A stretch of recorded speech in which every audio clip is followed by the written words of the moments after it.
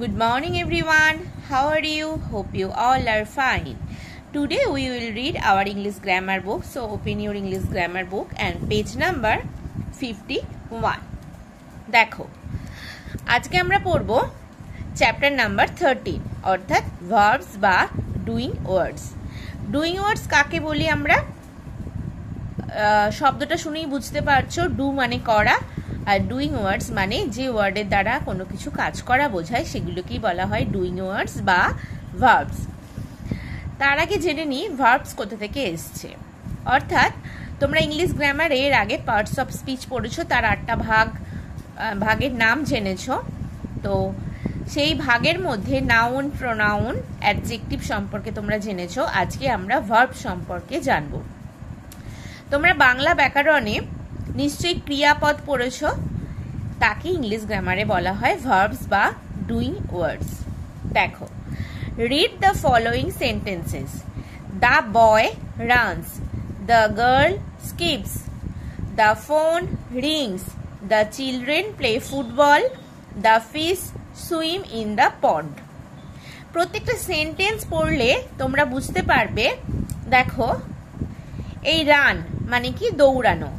এই দৌড়ানো শব্দটা দিয়ে কি বোঝাচ্ছে? যে বালকটা কি করছে। স্কিপস মানে দড়ি লাফানো, এটা দিয়ে কি বোঝাচ্ছে? যে গার্ল মেয়েটা কি করছে। রিংস মানে রিং হওয়া, এই রিং শব্দটা দ্বারা বোঝাচ্ছে যে ফোনটা কি করছে। The children play football, play মানে কি? খেলা করা।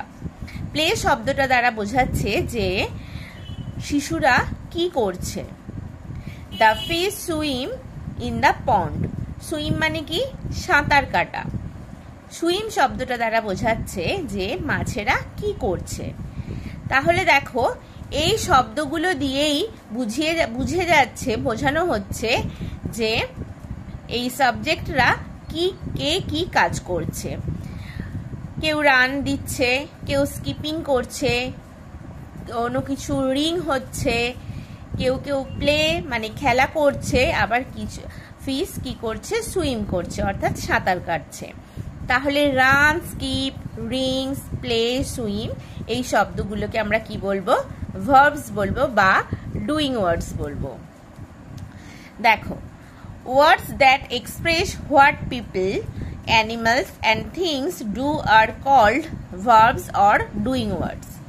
কি বলেছে? যে শব্দগুলো দ্বারা পিপল, অ্যানিমাল, থিংস অর্থাৎ মানুষজন, প্রাণী এবং কোনো জিনিস কি করছে সেটা বোঝায়, সেই শব্দগুলোকেই আমরা কি বলবো? ভার্বস বা ডুইং ওয়ার্ডস।